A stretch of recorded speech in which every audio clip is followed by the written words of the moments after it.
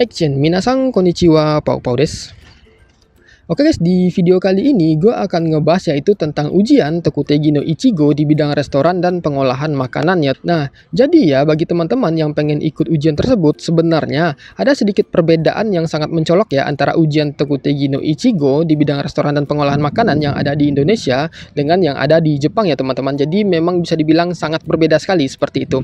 Dan khususnya cara untuk mendapatkan kursi ya. Kalau di Indonesia teman-teman tentunya harus rebutan kursi. Siapa cepat dia dapat seperti itu. Tetapi kalau di Jepang teman-teman itu kalau pengen daftar ujian sistemnya undi. Nah jadi di sini gue akan memberikan tips kepada teman-teman bagaimana sih agar teman-teman itu bisa mendapatkan kursi untuk ujian Tokutegi no Ichigo di bidang restoran dan pengolahan makanan. Kenapa? Karena banyak sekali teman-teman yang mengeluh kepada gue, mengatakan kepada gue, bang gue nggak dapat kursi bang, gue nggak bisa ikut ujian di periode kali ini, mau nggak mau harus ikut ujian di periode berikutnya. Itu pun syukur-syukur kalau dapat kursi seperti itu. Nah jadi ya teman-teman, kalau di Jepang ini karena sistemnya undi, teman-teman itu selain bersaing dengan orang Indonesia, sesama orang Indonesia, teman-teman itu juga bersaing dengan orang-orang asing yang pengen dapat kursi.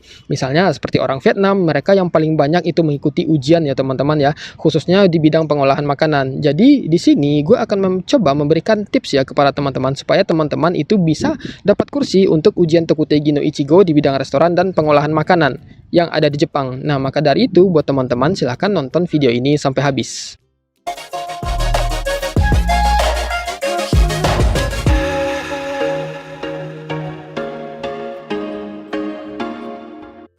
Nah, jadi ya teman-teman ya, sebelum gue menjelaskan tentang bagaimana tips mendapatkan kursi untuk ujian Tokutegi no Ichigo di bidang restoran dan pengolahan makanan, ada beberapa informasi yang perlu gue sampaikan sebelumnya kepada teman-teman. Jadi, bagi teman-teman yang ingin ikut ujian tersebut, teman-teman tidak bisa daftar di hari H akunnya ya teman-teman. Jadi, teman-teman itu diharuskan bikin akunnya jauh-jauh hari. Kenapa? Karena untuk pembuatan akun itu memiliki periode-periode tertentu ya teman-teman. Dan untuk pembuatan akun tersebut teman-teman tidak butuh akun Prometric tetapi akun OTAF ya teman-teman. Jadi di sini poinnya adalah ketika teman-teman berada di Jepang, teman-teman itu tidak daftar ujian pengolahan makanan dan restoran itu di Prometric ya teman-teman, tetapi di OTAF seperti itu. Nah, untuk tutorial pembuatan akunnya gue sudah pernah bikin di video sebelumnya ya teman-teman. Jadi teman-teman silahkan cek videonya di sini. Teman-teman tinggal ikuti saja untuk prosedurnya. Kalau teman-teman ikuti prosedur pembuatan akun sesuai dengan tutorial yang gue bikin, gue yakin teman-teman itu pasti bisa bikin akun sendiri seperti itu tanpa menggunakan jasa calo. Untuk ujian restoran dan pengolahan makanan di Jepang itu memiliki periode-periode tertentu ya teman-teman. Jadi teman-teman harus cek jadwalnya. Jadwalnya itu keluar per tahun ya teman-teman. Dalam satu tahun itu jadwalnya ada 3 kali.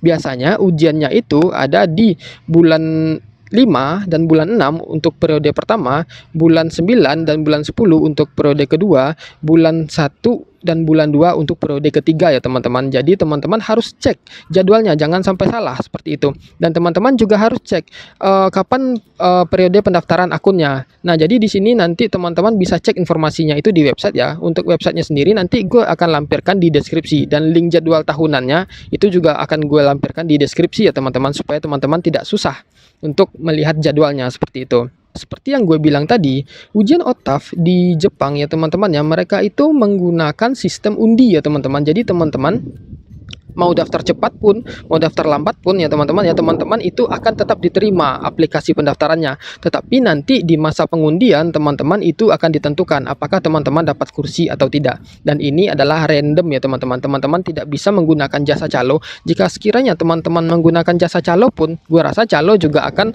mengikuti sistem yang ada, yaitu sistem undi ya. Nah, jadi di sini gua akan memberikan tips bagaimana supaya dapat kursi ya teman-teman.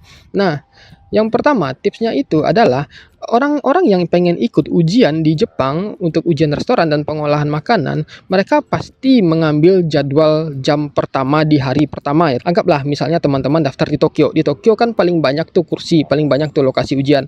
Anggaplah di Tokyo ada ujian hari Selasa, Rabu sama Kamis seperti itu. Nah, di hari Selasa ada jam 12 sama jam 3. Di hari Rabu ada jam 12 sama jam 3. Di hari Kamis ada jam 12 sama jam 3 seperti itu ya. Biasanya orang-orang ya teman-teman melihat galau dari gue lihat dari kebiasaan tahun ke tahun, biasanya orang-orang yang ingin ikut ujian mereka akan ikut di ujian hari pertama, jam pertama ya teman-teman. Kenapa? Karena mereka kan pasti ingin cepat-cepat selesai ujian, cepat selesai, nanti tinggal tunggu aja, sisanya tenang seperti itu kan. Nah, tetapi masalahnya karena banyak orang yang mendaftar di hari pertama, jam pertama, tentunya di situ slotnya akan penuh. Misalnya di hari pertama slotnya itu 300, tetapi orang yang daftar 500 misal seperti itu. Tentunya 200 orang akan tersingkir ya teman-teman ya. Nah, biasanya yang paling sedikit itu adalah di hari pertama jam kedua, hari kedua jam kedua, hari ketiga jam ketiga ya teman-teman ya. Orang biasanya nggak mau daftar ujian di hari terakhir, jam terakhir ya teman-teman. Tetapi disitulah chance untuk mendapatkan kursi yang paling besar ya teman-teman. Jadi kalau sekiranya teman-teman itu tidak mau ujiannya terlalu sore ya teman-teman, teman-teman itu bisa ambil hari kedua atau hari ketiga di jam pertama. Tetapi kalau teman-teman mau dapat chance yang lebih besar, ambillah di jam kedua ya teman-teman, yang agak sore. Karena orang biasanya nggak mau ujian sore itu, karena kan udah nggak fresh lagi otaknya seperti itu, udah mengantuk segala macam seperti itu ya teman-teman ya. Tetapi kalau teman-teman tidak masalah, silahkan ambil jam kedua seperti itu ya. Nah, tetapi di sini kalau sekiranya teman-teman itu masih ngeyel pengen ikut ujian di jam pertama, di hari pertama, teman-teman boleh daftar, tidak masalah. Barangkali teman-teman termasuk salah satu orang yang beruntung yang bisa mendapatkan kursi seperti itu. Karena di masa gue ikut ujian pun gue selalu daftar di hari pertama, jam pertama seperti itu. Karena gue pengen cepat selesai ujian, nanti habis selesai ujian bisa langsung pergi main seperti itu kan. Kan kita dari tempat kita ke tempat ujian kan butuh waktu seperti itu. Jadi kan sayang aja kalau misalnya nggak habis ujian nggak pergi main seperti itu. Jadi orang-orang pun berpikir, menurut gue juga berpikiran yang sama. Ketika dia selesai ujian cepat-cepat seperti itu kan, besoknya nanti selanjutnya habis ujian bisa pergi main seperti itu ya. Nah, teman-teman boleh ambil ujian jam pertama, hari pertama seperti itu. Kalau teman-teman dapat kursi ya syukur seperti itu. Tetapi kalau tidak dapat kursi gimana seperti itu kan, masalahnya muncul seperti itu. Nah, teman-teman tidak perlu khawatir. Untuk ujian OTAF itu memiliki 2 periode pendaftaran ya. Jadi misalnya untuk ujian di bulan 5 dan bulan 6, anggaplah ujiannya itu pendaftarannya bulan 4. Nah, di bulan 4 itu ada 2 kali pendaftaran ya, pendaftaran gelombang pertama dan pendaftaran gelombang kedua. Nah, pendaftaran gelombang pertama itu akan dilakukan cukup panjang, yaitu sekitar 3 harian ya teman-teman. Nanti setelah 3 hari orang-orang sudah mengapply, di hari keempat itu pendaftaran sudah tutup dan mulai ke proses seleksi ya teman-teman, atau proses undi seperti itu. Setelah proses undi selesai, nanti teman-teman itu akan diberikan email kalau teman-teman itu tosen atau rakusen seperti itu ya. Tosen itu dapat kursi, rakusen itu gagal tidak dapat kursi seperti itu. Kalau teman-teman tosen, teman-teman itu akan diarahkan atau mendapatkan link untuk pembayaran di email berikutnya seperti itu. Tetapi kalau teman-teman rakusen atau tidak dapat kursi, teman-teman tidak perlu khawatir. Teman-teman masih bisa daftar di ujian gelombang kedua untuk ujian bulan 5 dan bulan 6-nya ya. Nah, biasanya untuk gelombang keduanya itu pendaftarannya itu setelah pembayaran ujian tahap pertama selesai. Seperti itu ya teman-teman ya. Nah, jadi teman-teman itu diberikan kesempatan lagi untuk daftar lagi ujiannya seperti itu ya. Tetapi untuk pendaftaran gelombang kedua biasanya itu cuma dikasih waktu 2 hari ya. Jadi teman-teman harus cepat daftar lagi seperti itu. Nah, biasanya orang-orang yang sudah belajar dari pengalaman, karena dia tidak dapat kursi, mereka akan pilih kursi yang kosong seperti itu.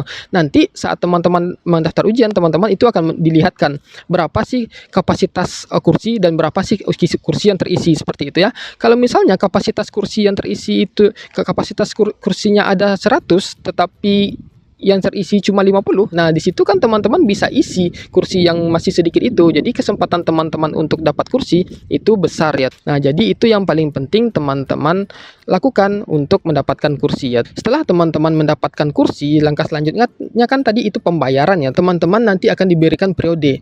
Nah, pembayarannya tuh bisa pilih mau lewat kombini atau lewat kartu kredit seperti itu ya teman-teman ya, atau ya setahu gue cuma itu ya. Kalau gue biasanya selalu pakai kartu debit atau kredit ya, karena tinggal dikerjain di rumah saja seperti itu.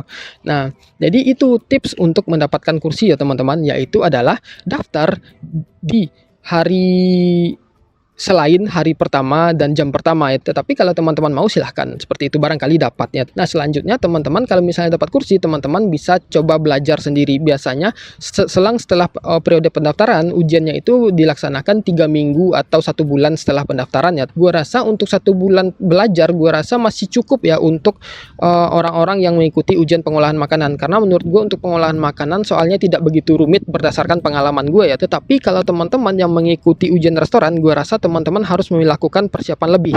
Kenapa demikian?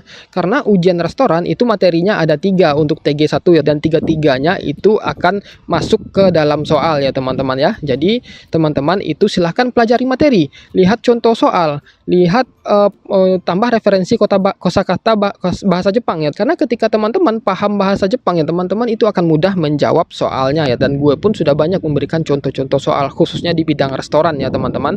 Nah, jadi lebih kurang seperti itu sih tips dari gue untuk teman-teman yang ingin mendapatkan kursi untuk mengikuti ujian. Walaupun gue tidak menjamin 100% teman-teman akan dapat kursi, tetapi kalau teman-teman mengikuti tips ini, gue rasa teman-teman itu akan mendapatkan chance lebih besar untuk mendapatkan kursi. Nah, lebih kurang seperti itu ya teman-teman. Kalau sekiranya teman-teman masih punya pertanyaan, silahkan tulis di komen. Gue bakal jawab sebisa mungkin dan sampai ketemu di video berikutnya.